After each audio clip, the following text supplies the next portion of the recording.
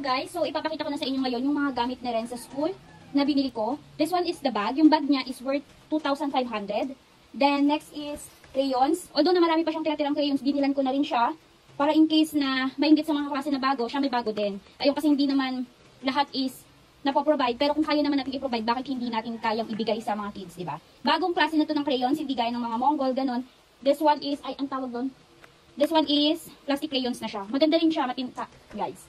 Then, yung glue stick, ayoko kasi siya pinapagamit ng glue stick na yung sabaw-sabaw. Makalat siya gumamit nun. Next, bumili na rin ako ng tape para sa notebook. Ayan. Kasi magko-cover ng notebook and books in case na kailangan na ng balot. This one is the tumbler. Ito yung tumbler niya. Nakuha ko lang to ng 195. Sa TikTok meron. Pero pag sa TikTok kayo bumili, nasa 250 to 336. So sa Shopee kayo bumili, 195 lang. Next is yung portable payong. Siyempre maulan ngayon, so kailangan natin ng payong. Kakasya lang sa bag niya. Meron ako kasing case nito, nawawala yung payong. So ito na lang yung binili ko for only 175 pesos. Sa Shopee ko lang din siya nakuha. Etong grade 3 na pad paper. Bumili na ako ng marami, worth 175. Pumapalang siya 21 to 25 pesos. Makakatipid kapag marami yan. Good for isang taon na yan. This one is yung pantasa niya. Ito namang pantasa is nabili ko ng 165. Pero may makukuha kayo mga 175. Pataas, kuhanin nyo yung 165. Worth it na siya guys dahil electric na siya. Electric pencil sharpener. Yon, electric na siya. Pang matagalan na rin to guys ha. Minsan kasi kahit mahal, kung pang matagalan mo na siya magagamit, mas worth it yung price. Kasi yung ibang tagwa 5 pesos na sharpener, na-experience ko nangangalawang. Then, ito, for only 29 pesos, yung eraser niya. Marami pa kasi siyang eraser na gamit-gamit, di pa nauubos. So, ito na muna yung pinrovide ko sa kanya kasi ang cute. Then, yung gunting, ayan, gunting.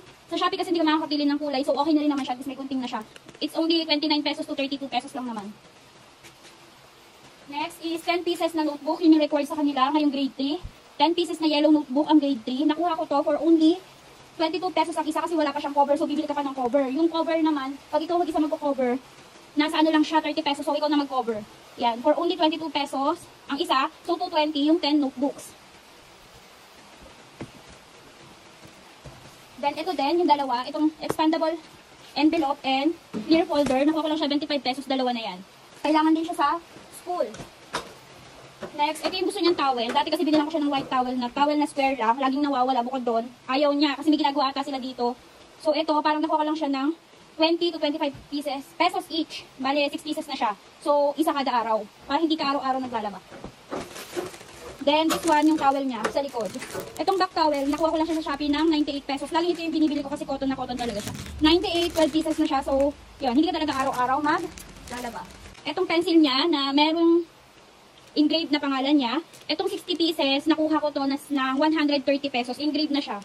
Ayan, yung mga pencil niya. Good for 1 year na yun, guys. Marami. Ito naman yung gusto ko sa ballpen. Blue at saka red, saka black. Tatlo yung kailangan sa kanila. Red, blue, and black. Makukuha mo lang to ng 5 pesos ang isa. Ayan, ayun yung mga kailangan nila sa school. So, this one yung black ballpen niya. Mas gusto ko to kasi erasable na siya. So, may mga parating pa ako yung pambura ng ballpen. Ayan, may mga parating pa akong kinuha sa kanya pambura ng ballpen. Then, dadagdagan kasi yung short niya. Kasi lagi yung bumubuka yung sa ilalim. Ayan. So, papakita ko sa inyo ngayon. Ito pa rin pencil case niya. Ayan. Ito yung pencil case niya. Ayan. Kasi dito guys, magugulo. Parang hindi siya ma-arrange yung mga pencil. So, nilagyan ko rin pa rin siya ng pencil case. Ayan. So, para magkaroon kayo ng idea, ayan, iyan ko na din. Ayan. So, para malaman nyo kung ano pa yung kulang sa mga kitos nyo. Itong mga medyas niya, ganito yung quality, ganyan kakapal. 270 ko siya nakuha, tatlong set na. 270 ko siya nakuha, tatlong set na. Ayan, bali dalawang set ang kinuha ko. Ayan. Dalawang set, medyas, syempre, hindi mawawala. Then, yung sapatos niya. Itong sapatos niya, nakuha ko lang siya ng 999. Ayan. 999 sa sapatos. Siguro ang expenses bago siya magpasukan is nasa 5,000 to 7,000. Nag-iisang bata lang yan ha. Ayan. Ayan, sapatos, towel sa likod, panyo na hawakan lang. Then ito yung requirements ng school, pencil case, pencil, ball pen, tapos bag, notebook, eraser, glue, tape, crayons, tumbler, medyas syempre, and paper. Ayan. Yan lahat ng mga kailangan. Comment kayo kung may kulang pa. Syempre,